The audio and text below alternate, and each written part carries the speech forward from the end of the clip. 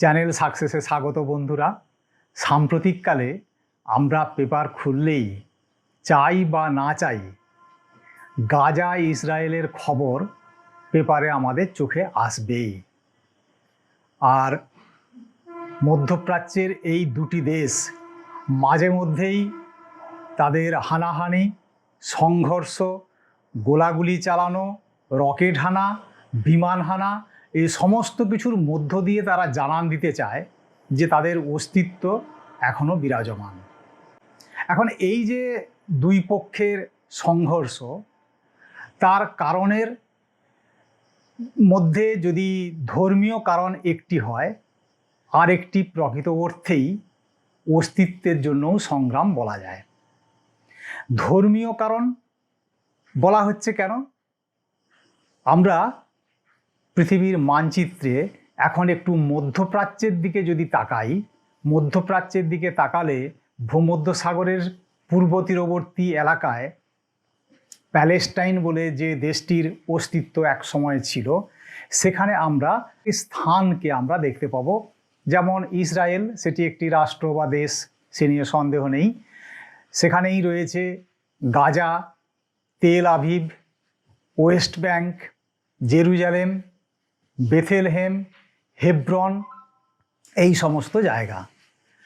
যে প্যালেস্টাইনের মধ্যে এই জায়গাগুলি, সেই প্যালেস্টাইন কিন্তু আজকে ব্রাত্য, আজকে অপ্রাসঙ্গিক হয়ে গেছে।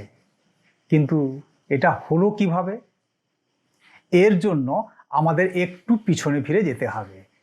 এটা হলো না একটা নতুন রাষ্ট্র প্রতিষ্ঠার মাধ্যমে, যেটা হলো 1948-এর 14ই মে।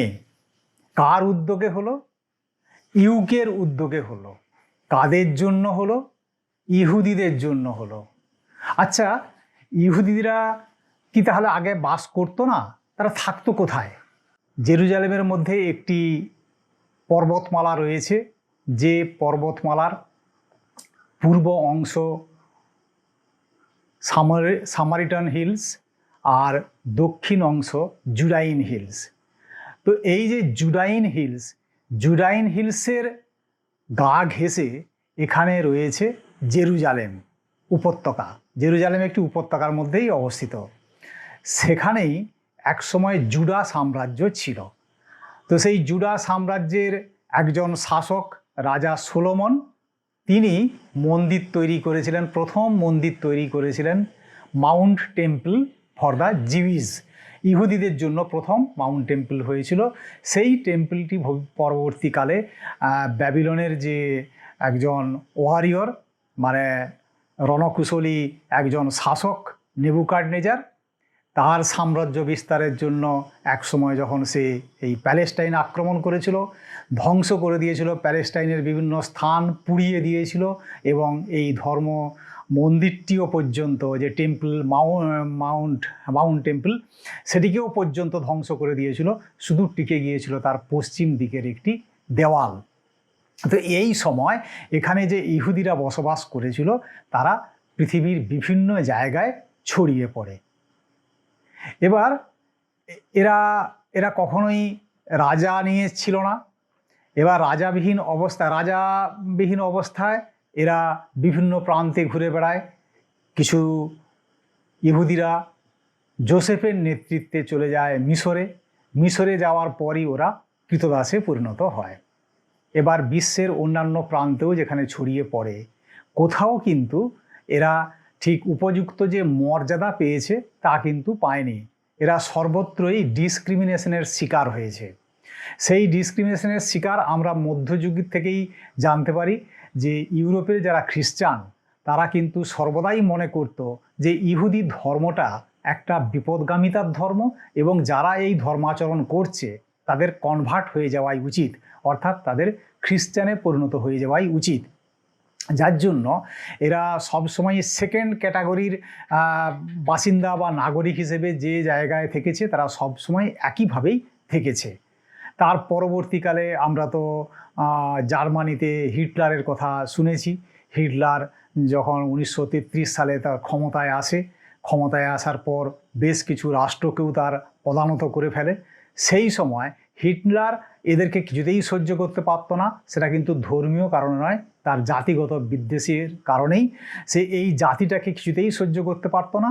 সে জানতো যে এদের মধ্যে যে ব্লাড আছে সেই ব্লাডটা খুবই খারাপ, এবং সেই ব্লাডের জন্যই এই মানুষজন এত খারাপ, কাজেই এদেরকে বাঁচিয়ে রাখা উচিত নয়। তার যে জার্মানিতেই যেসব কনসেন্ট্রেশন ক্যাম্প, সেই ক্যাম্পে এদেরকে হত্যা করা হয়েছে, যেটা ইতিহাসে হলোকাস্ট নামে পরিচিত। শুধু তাই নয়, হিটলারের অধীনে যে সমস্ত রাষ্ট্রগুলো ছিল সেইখানে রাষ্ট্রনেতাদের সহায়তায় বা তাদের মদতে হিটলার এই সময়ে 1933 থেকে দ্বিতীয় বিশ্বযুদ্ধের আগে পর্যন্ত সময়ে 6 মিলিয়ন মানে 60 লক্ষ ইহুদিকে ধ্বংস করে। তো সেই ইহুদিরা ওখান থেকেও ছড়িয়ে ছিটিয়ে তারা সব এই প্যালেস্টাইন অভিমুখে যাত্রা করে। এখন এর আগে আরও কিছু ব্যাপার আছে। তো 1914-তে তোমরা জানো যে প্রথম বিশ্বযুদ্ধ শুরু হয়। প্রথম বিশ্বযুদ্ধ যখন শুরু হয় তা 5 বছরের মতো চলতে থাকে। 1917-র দিকে দেখা যায় যে জার্মানির পরাজয় অনিবার্য হয়ে গেছে। জার্মানির পরাজয় যখন অনিবার্য হয়ে গেছে, জার্মানির সঙ্গে যারা এই প্রথম বিশ্বযুদ্ধে যুক্ত হয়েছিল, জার্মানি যাদের পক্ষ ছিল, সেই অটোমান সাম্রাজ্য সেটাও কিন্তু ভেঙে টুকরো টুকরো হয়ে যায়। তখন ব্রিটেন মানে ইউনাইটেড কিংডম করলো কি, প্যালেস্টাইনকে নিজের দখলে নিয়ে নেয় এই প্রথম বিশ্বযুদ্ধের শেষের দিকে, এবং ওখানে স্থানীয় মানুষজনের কিছু আস্থাভাজন হওয়ার জন্য তাদেরকে আশ্বাস দেয় যে এখানে বসবাসকারী যারা ইহুদি তাদের জন্য আমরা একটা পৃথক থাকার বন্দোবস্ত করে দেবো। এই আশ্বাসের পর যখন এই প্রথম বিশ্বযুদ্ধের পরে লিগ অফ নেশনস তৈরি হয়, সেই লিগ অফ নেশনসকে দিয়ে 1922 সালে ইউনাইটেড কিংডম একটা অ্যাপ্রুভেল করিয়ে নেয় যে হ্যাঁ, এদেরকে একটা সেপারেট মানে ওদের একটা ন্যাশনাল টাউন করে দেওয়া হবে যেখানে ওরা বসবাস করবে। সেটাকে বলা হয় ম্যান্ডেটারি প্যালেস্টাইন, অর্থাৎ এমন ম্যান্ডেট দেওয়া হয়েছে যেটা প্যালেস্টাইন মানতে বাধ্য, অর্থাৎ ইসরায়েল ইহুদিদের থাকার জন্য একটি পৃথক বন্দোবস্ত করা হবে প্যালেস্টাইনের মধ্যেই। এটা লিগ অফ নেশনস অ্যাপ্রুভ করে দেয় 1922 সালে। তো 1948 সালে ইউএনের কাছে মানে সম্মিলিত জাতিপুঞ্জের কাছে আবার ওই মানে লিগ অফ নেশনসে যে সিদ্ধান্তটা হয়েছিল যে প্যালেস্টাইনের মধ্যেই ইহুদিদের থাকার জন্য একটা পৃথক বন্দোবস্ত করে দেওয়া হবে, তো সেখানে সেই বন্দোবস্তের ব্যাপারে ইউএনকে বলল, এবং ইউএনও রাজি হয়ে যায় যে ঠিক আছে, তাহলে প্যালেস্টাইনের মধ্যেই একটা থাকার বন্দোবস্ত হবে। প্যালেস্টাইনের উত্তর দিকটা থাকবে প্যালেস্টাইনের হাতে, যেখানে মানে ওই মুসলিমরা বসবাস করবে, আর প্যালেস্টাইনের যে দক্ষিণ অংশ তার নাম হবে ইসরায়েল, এবং সেখানে ইহুদিরা বসবাস করবে। তবে ভাগাভাগিটা কখনোই 50-50 হয় না, সেটা হচ্ছে 56% অফ দ্য টেরিটরি সেটা দেওয়া হয় এই ইসরায়েলকে, এবং বাকি যে অংশটা সেটা দিয়ে দেওয়া হয় প্যালেস্টাইনকে। সেই সঙ্গে এখানে একটি বিতর্কিত বিষয় ছিল, সেটি হচ্ছে জেরুজালেম। এবার জেরুজালেমের প্রসঙ্গে একটু কথা বলতেই হয়। তোমরা সবাই জানো, আমরা সবাই জানি যে জেরুজালেমকে গোটা বিশ্ব জুড়ে একটি পবিত্র শহর রূপে ট্রিট করা হয়। তো এটাকে পবিত্র শহর রূপে ট্রিট করার পিছনে আমরা যে কারণগুলো জানি, সেই কারণগুলোকে একটু ঝালিয়ে নেওয়া যাক এইভাবে যে জেরুজালেমেই আব্রাহামীয় যে মূল 3টি ধর্ম, একটা জুডাইজম অর্থাৎ ইহুদিদের যে ধর্ম জুডাইজম, তারপর ইসলাম মুসলিমদের জন্য যে ধর্ম, আর খ্রিস্টানদের যে ধর্ম খ্রিশ্চানিটি, এই 3টি মূল ধর্মকে বলা হয় আব্রাহামীয় ধর্ম। তো আব্রাহামীয় ধর্মের ব্যাপারটা কি না, আব্রাহামীয় ধর্মের ব্যাপারটা হলো যে এরা হচ্ছে মনোথিইস্টিক মানে হচ্ছে একেশ্বরবাদ। আমাদের দেশেও হিন্দুদের মধ্যেও এই ধরনের প্রচার শুরু হয়েছিল একটা সময়। আমরা জানি স্বাধীনতার পূর্ব লগ্নে ব্রাহ্ম সমাজ যখন তৈরি হয়েছিল সেটা, তো সেই প্রসঙ্গে এখন যাব না। তো সেই যে গড অ্যালোন, মনোথিইস্টিক এই কথার সারবস্তু হচ্ছে God alone, not gods in God, অর্থাৎ ঈশ্বরের মধ্যে অনেক ঈশ্বর বা দেবদেবী এরকম ব্যাপারটা নয়, গড অ্যালোন। এটাই হচ্ছে আব্রাহামীয় ধর্মের মূল কথা। আবার আব্রাহাম থেকেই এই যে ধর্মগুলো, এগুলোর সবই উৎপত্তি হয়েছে আব্রাহাম, এই প্যাট্রিয়ার্ক থেকে। প্যাট্রিয়ার্ক অর্থাৎ পিতৃপুরুষ। আব্রাহামকেই বলা হয়ে থাকে খ্রিস্টান ধর্ম, ইহুদি ধর্ম এবং ইসলাম ধর্মের পিতৃপুরুষ। তার কারণ কি না, আমরা ওল্ড টেস্টামেন্ট থেকে জানি যে একটা দৈব বাণী হয়েছে যে তোমার অনেক সন্তান সন্ততি হবে এবং যারা অনেক ন্যাশনের জন্ম দেবে, অনেক সন্তান সন্ততি এবং অনেক ন্যাশনের জন্ম দেবে। তো সেই আব্রাহাম তার পিতৃপুরুষের যে বাসস্থান সেটা কিন্তু ছিল হচ্ছে মেসোপটেমিয়া। মেসোপটেমিয়া মানে বর্তমানে যেখানে ইরাক, কুয়েত এসব জায়গাগুলো রয়েছে। তো সেই ইরাক থেকে আব্রাহাম চলে আসে জেরুজালেমে। তো জেরুজালেমে থাকার পর এইখানে থেকে তার মানে ওই যে আব্রাহামীয় ধর্ম, সেই ধর্মের আব্রাহামের যে অনেকগুলি সন্তানের মধ্যে যে ইসমাইলের মধ্য দিয়ে উদ্গত হয় ইহুদি ধর্ম। আর আব্রাহামের অন্য এক পুত্র ইসাক বা আইজাকও বলা হয়ে থাকে। তো সেই আইজাক বা ইসাক থেকে উদ্গত হয় ইসলাম ধর্ম।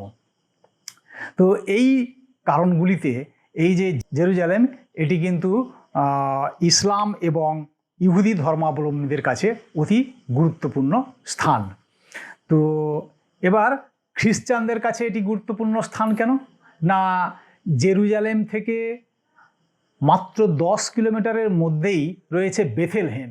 সেই বেথেলহেম শহরে প্রভু যিশুর জন্ম হয়। আবার প্রভু যিশু তার ধর্মের প্রচার শুরু করেন এই জেরুজালেম থেকেই।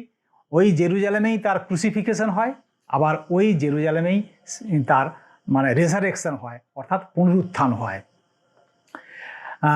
আবার ওইখানেই রয়েছে সেই বিখ্যাত সিপালকার চার্চ। তো এই কারণগুলিতে খ্রিস্টানরা মনে করে এটি একটি তাদের কাছে পবিত্র জায়গা। ইসলাম ধর্মাবলম্বীদের কাছে এটি পবিত্র হওয়ার আরও একটি কারণ হলো যে ইসলাম ধর্মের যে এক নবী হজরত মুহাম্মদ, যাকে নবী বলা হয়, তিনি এই আব্রাহামীয় ধর্মের মানে মনোথিইজম প্রচার করার জন্য ঈশ্বর নির্দিষ্ট হয়ে নাকি আসেন। তো তিনিও মক্কা থেকে এখানে এসেই, জেরুজালেমে এসেই ঈশ্বরের সঙ্গে মিলিত হয়েছিলেন এবং ঈশ্বরের সঙ্গে মিলিত হওয়ার পর ঈশ্বরের নির্দেশগুলো নিয়ে আবার এই মর্তে ফিরে এসে সবার মধ্যে ঈশ্বরের নির্দেশাবলী প্রচার করেন। তো এই সকল কারণে ইসলাম ধর্মাবলম্বীদের কাছে মক্কা মদিনার পর তৃতীয় গুরুত্বপূর্ণ শহর হচ্ছে জেরুজালেম। আর ইহুদিদের কাছে 1 নম্বরের গুরুত্বপূর্ণ স্থান হচ্ছে জেরুজালেম। আর খ্রিস্টানদের কাছে তো এর মানে কথাই নেই, যেখানে স্বয়ং প্রভুর জন্ম, প্রভুর ক্রুসিফিকেশন, আবার প্রভুর পুনরুত্থান। তো এই যে কারণে জেরুজালেম, সেই জেরুজালেমকে ঘিরেও রয়েছে বিতর্ক।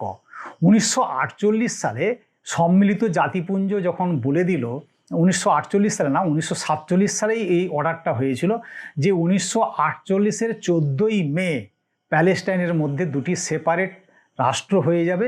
একটা অংশ থাকবে প্যালেস্টাইন আর বাকি অংশ হবে ইসরায়েল। তার আগের থেকেই ওখানে এই একটা বন্দোবস্ত লিগ অব নেশনসের মাধ্যমে শুরু হয়ে গিয়েছিল এবং যখনই ইসরায়েল একটা মানে ইসরায়েলের মধ্যে বসতি স্থাপন করে দিয়েছিল ইহুদিরা, তারা কিন্তু পরিকল্পনাই করে নিয়েছিল যে তাদের অংশে তারা কিন্তু ওই ইসলাম ধর্মাবলম্বীদের থাকতে দেবে না। তো 1948-এর 14ই মে যেদিন নির্দিষ্ট করে দেওয়া হলো যে ভাগ হয়ে যাবে, তখন ম্যান্ডেটরি প্যালেস্টাইন সেটাকে উইথড্র করে নেওয়া হয়। সঙ্গে সঙ্গে আরবরা করলো কি, এর চরম বিরোধিতা করলো। আরবদের বিরোধিতার পিছনে কারণগুলো ইতিমধ্যেই আমরা যেটা আলোচনা করেছি, একটা ধর্মীয় কারণ তো থাকছেই। আর একটা কারণ হলো যে ইউএনের মতো একটি নিরপেক্ষ সংস্থা, সে কেন স্থানীয় মানুষজনের সঙ্গে কোনো রকম কথা না বলেই তারা প্রকৃতপক্ষে কি চায় বা কি হলে ভালো হয় সেই নিয়ে কোনো রকম কথাবার্তা না বলেই একতরফাভাবে সিদ্ধান্ত নিয়ে একটা দেশকে এরকম ভাগ করে নিল, এটা তারা কিছুতেই মেনে নিতে পারল না। আরব কারা না, রবীন্দ্রনাথের সেই দুরন্ত আশা কবিতায় রবীন্দ্রনাথ উল্লেখ করেছিলেন, ইহার চেয়ে হতিম যদি আরব বেদুইন, চরণতলে বিশাল মরু দিগন্তে বিলীন। তো সেই আরবরা হচ্ছে মানে সিরিয়ার মরুভূমিতে বসবাসকারী যাযাবর গোষ্ঠীর। তারা করেছিল কি, তারা হচ্ছে সব বিভিন্ন জায়গায় ঘুরে ঘুরে বেড়াতো। তারা এই টার্কি, তারপর ইরাক, ইরান, কুয়েত, তারপর সিরিয়া, লেবানন, লিবিয়া, জর্ডন, এই সমস্ত প্যালেস্টাইন, এই সমস্ত জায়গায় ঘুরে বেড়াতো।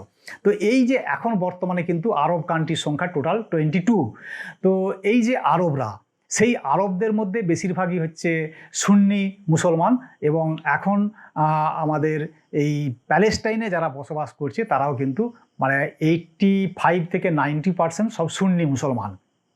তো আরব কান্ট্রির ম্যাক্সিমামই এই সব সুন্নি মুসলমান।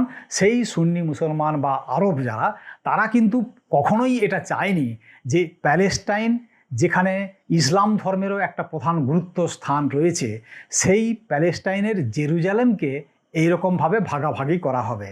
হ্যাঁ, যেটা উল্লেখ করা হয়নি, ইউএন অর্থাৎ ইউনাইটেড নেশন বা সম্মিলিত জাতিপুঞ্জ যে ম্যান্ডেটটা দিয়েছিল যে এই প্যালেস্টাইন দুটো দেশে ভাগ হয়ে যাবে ঠিকই, কিন্তু তারা এই বিতর্কের কথাটা ভেবে যে জেরুজালেমকে কেন্দ্র করে যেহেতু এত ঝগড়াঝাটি, বাদ বিসম্বাদ এসব লেগে আছে, আমরা জেরুজালেমকে কোনো দেশেরকেই দেবো না। জেরুজালেম কিন্তু ছিল আগে প্যালেস্টাইনের রাজধানী।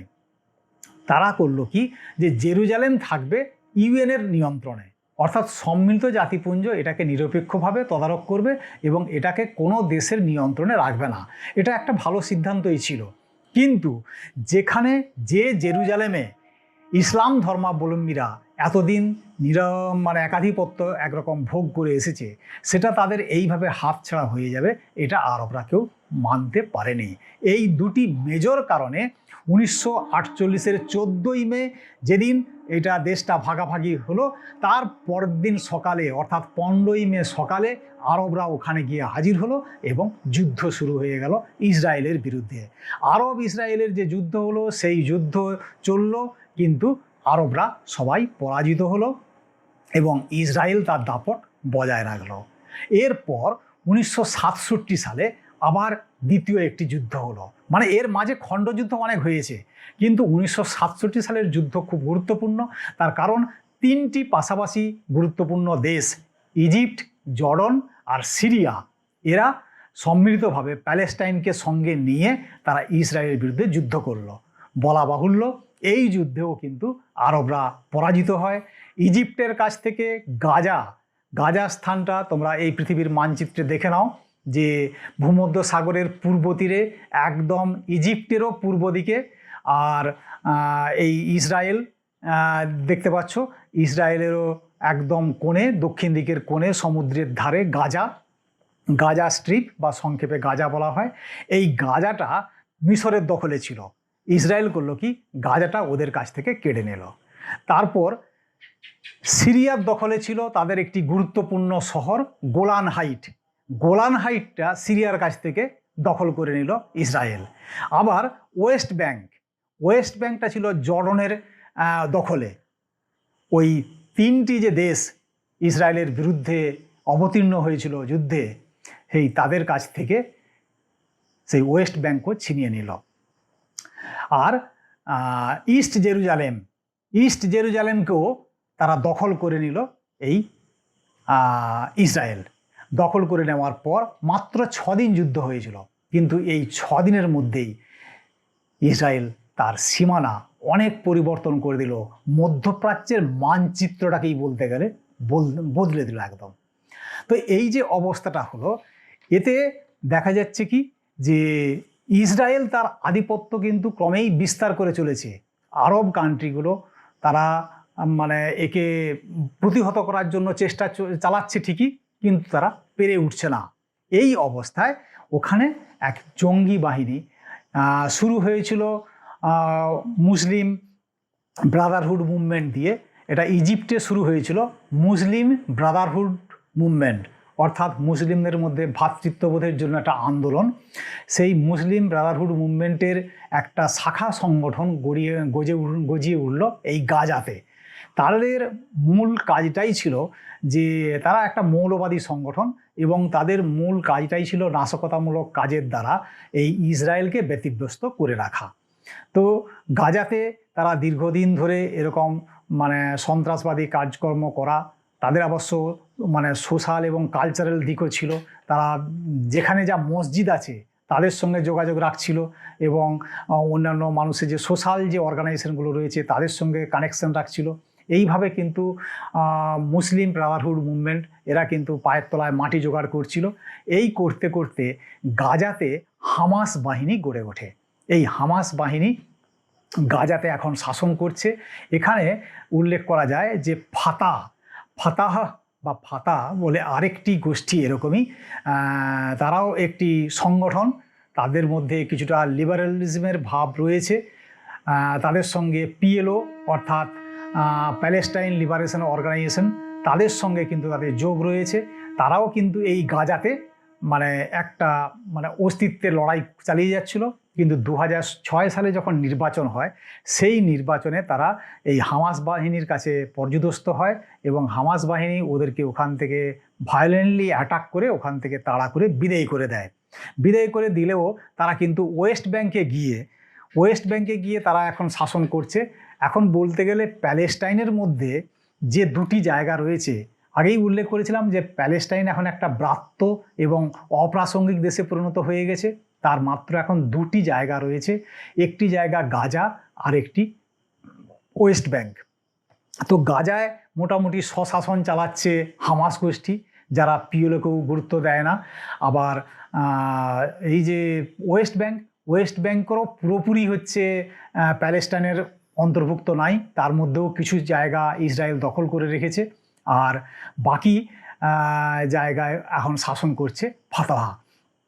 তো এই দুটো গোষ্ঠীর মধ্যে মাঝে মধ্যেই সংঘর্ষ লাগে। এখন এই সাম্প্রতিক ভেরি রিসেন্টলি যে সংঘর্ষটা ঘটে গেল 2021 মে মাসে, 11 দিন ধরে লড়াই হলো। এই যে লড়াইটা হলো, এই লড়াইয়ের ইস্যু কী ছিল না, ইসলাম ধর্মাবলম্বীদের জন্য জেরুজালেমে দুটি মসজিদ তৈরি ছিল। সেই দুটি মসজিদ অতি পবিত্র মসজিদ। সেই মসজিদের একটি মসজিদ হচ্ছে ডোম অফ রক, আরেকটি মসজিদ হচ্ছে ইসাক মসজিদ। তো সেই মসজিদে ধর্মাচরণ করার পর, অর্থাৎ তারা প্রার্থনা নিবেদন করা এবং প্রার্থনার পর মসজিদ চত্বরে ঘুরে বেড়ানো, এইসবের ক্ষেত্রে ইসরায়েলের মিলিটারি বা সামরিক বাহিনী ইসলাম ধর্মাবলম্বী মানুষ বা যারা এখন ওই ওয়েস্ট ব্যাংকে থাকে বা পূর্ব জেরুজালেমে থাকে তাদের ওপর নানা রকম বিধিনিষেধ আরোপ করে। এখন আগেই উল্লেখ করেছি যে হামাস এরা হচ্ছে সমস্ত মসজিদের সঙ্গে যোগাযোগ রাখে, শুধু প্যালেস্টাইনের মধ্যে নয়, মিশর বা অন্যান্য দেশেও যত মসজিদ আছে তাদের সঙ্গে কানেকশন রাখার চেষ্টা করে হামাস। এদের উদ্দেশ্যই হচ্ছে যে মুসলিম ব্রাদারহুড মুভমেন্টকে আরও বেশি সক্রিয় করে রাখা, আরও বেশি প্রাসঙ্গিক করে রাখা। তো যখনই তারা শুনলো যে ওখানে মসজিদের কাছে এই রকম ধরনের বিধিনিষেধ এবং রেস্ট্রিকশান আরোপ করা হচ্ছে, তারা কিন্তু ওই ইসরায়েলকে আলটিমেটাম দেয় যে তোমরা ইমিডিয়েট তোমাদের সেনা বা মিলিটারিকে ওখান থেকে অপসারণ করো এবং এই ধরনের রেস্ট্রিকশান ইম্পোজ করা থেকে বিরত থাকো। তা যদি না করো তাহলে আমরা এক্ষুনি তোমাদেরকে যোগ্য জবাব দেবো। এবং বলা বাহুল্য যে ইসরায়েল এ কথায় কর্ণপাত করেনি, বরং তারা চ্যালেঞ্জ ছুড়ে দিয়েছিল যে ওদের যদি কিছু করার থাকে করুক। এবং তারই পাল্টা হিসেবে হামাস বাহিনী ওখানে রকেট হানা দেয় এবং রকেট হানার বিনিময়ে ইসরায়েল করে কি বিমান হানা শুরু করে। এই যে রকেট হানা আর বিমান হানা, এই ঘটনার মধ্য দিয়ে 243 জনের মতো প্রাণ হারিয়েছে, যার মধ্যে 100 জন মহিলা এবং 67 জন শিশু রয়েছে। তো এই যে নারকীয় ঘটনাগুলি ঘটে চলেছে, সিভিলিয়ানদের ওপর যে অত্যাচার, এই অত্যাচার কি কবেও থামবে? অথচ এরকমটা কি হওয়ার কথা ছিল? সেই 1992 সালে এখানে পিএলওর যে নেতা ইয়াসের আরাফত এবং এই প্যালেস্টাইনের তৎকালীন বিদেশ মন্ত্রী সিমন পেরিস আর এই গাজা নয়, ইসরায়েলের যিনি প্রধানমন্ত্রী ছিলেন ইটজুক রবিন, এই তিনজনকে সম্মিলিতভাবে 1992 সালে নোবেল শান্তি পুরস্কার দেওয়া হয়েছিল। নোবেল শান্তি পুরস্কার দেওয়ার মধ্য দিয়ে এটা চেষ্টা করা হয়েছিল, নোবেল কমিটি এটা চেয়েছিল যে যাতে মধ্যপ্রাচ্যে একটা শান্তির বাতাবরণ তৈরি হয়। কিন্তু সেই শান্তির বাতাবরণ তো দূরের কথা, এখনও পর্যন্ত যেভাবে অশান্তির বীজ ছড়িয়ে পড়ছে, সবচেয়ে বড় কথা হলো যে কোনো গুরুত্বপূর্ণ ইস্যু নেই, কিন্তু কোনো গুরুত্বপূর্ণ ইস্যু নেই, অথচ সামান্য কারণেই যেভাবে মানুষজন ধৈর্যহারা হয়ে একে অপরের বিরুদ্ধে হানাহানি করছে এবং নিরীহ মানুষের প্রাণ যাচ্ছে, তাতে কিন্তু এই সন্দেহই দানা বাঁধে যে ভবিষ্যতে কি আমরা এরকম একটি শান্তিপূর্ণ মধ্যপ্রাচ্য দেখতে পাবো। তো এই প্রসঙ্গে আমরা ভারতের কথা দু একটা কথা বলি, যে এই যে ইসরায়েল গাজা বা এদের মধ্যে যে সংঘর্ষ, এই সংঘর্ষে আমাদের ভারতের কিছু ব্যাপার আছে কি? কিছু তো ব্যাপার আছেই। তার কারণ ইসরায়েলের সঙ্গে ভারতের খুব সুসম্পর্ক রয়েছে, বাণিজ্যিক সুসম্পর্ক। অন্তত 1992 সালে যখন বাণিজ্যিক সম্পর্ক শুরু হয় ইসরায়েলের সঙ্গে, তখন আমাদের বাণিজ্যের পরিমাণ ছিল $200 মিলিয়ন, $200 মিলিয়ন ছিল। আর 2019-এ সেটা হয়ে গেছে $5.24 বিলিয়ন। অর্থাৎ ব্যবসা বাণিজ্যের ক্ষেত্রে উত্তরোত্তর শ্রীবৃদ্ধি ঘটে চলেছে। তাই বলে কি ইসরায়েলের সঙ্গে আমাদের এত ভালো সম্পর্ক মানে কি আমরা প্যালেস্টাইনের সঙ্গে আমাদের শত্রুতার সম্পর্ক আছে? ব্যাপারটা কিন্তু তাও নয়। বলতে গেলে প্যালেস্টাইনের সঙ্গে আমাদের যে সম্পর্ক, সেটা না কোল্ড না ওয়ার্ম, অর্থাৎ তাদের সঙ্গে মোটামুটি আমাদের একটা লিউকওয়ার্ম সম্পর্ক রয়েছে। প্যালেস্টাইন যখনই কিছু বিপদে পড়েছে, তাদের সোশিও কালচারাল যা কিছু হেল্প লেগেছে, তাদের কখনো লাইব্রেরির জন্য, কখনো শিক্ষার জন্য, কখনো রিফিউজি ক্যাম্পের জন্য ভারত সবসময়ই টাকা পয়সা দিয়েছে। এবং প্যালেস্টাইনের অনেক স্টুডেন্ট ইন্ডিয়ান স্কলারশিপ নিয়ে ইন্ডিয়ান কলেজ ইউনিভার্সিটিতে পড়াশুনো করছে। তো প্যালেস্টাইনের সঙ্গেও আমাদের সম্পর্ক রয়েছে ভালোই। আসলে বিশ্বের কূটনৈতিক সম্পর্কগুলো বিভিন্ন দেশের সঙ্গে যেভাবে রাখতে হয়, ইন্ডিয়া সে সম্পর্ক রেখে চলেছে। কিন্তু গোটা বিশ্বে একটা অশান্তির পরিবেশ সৃষ্টি করে দিয়েছে এই ইসরায়েল এবং প্যালেস্টাইন। যে প্যালেস্টাইন এখন মানে অপ্রাসঙ্গিক হয়ে যাচ্ছে, কিন্তু সেখানে তার যে গাজা বা ওয়েস্ট ব্যাঙ্ক, এইগুলোই ভবিষ্যতে আরও কত এইরকম মানে নারকীয় ঘটনা ঘটাবে সে ব্যাপারে আমরা কেউই মানে নিশ্চিত হতে পারছি না। তো এই হচ্ছে আমাদের বর্তমান যে সংঘর্ষ, সেই ব্যাপারটা পরবর্তীকালে আমরা আবার জানতে পারবো যে কোথায় কি ঘটছে। ওকে, থ্যাংক ইউ।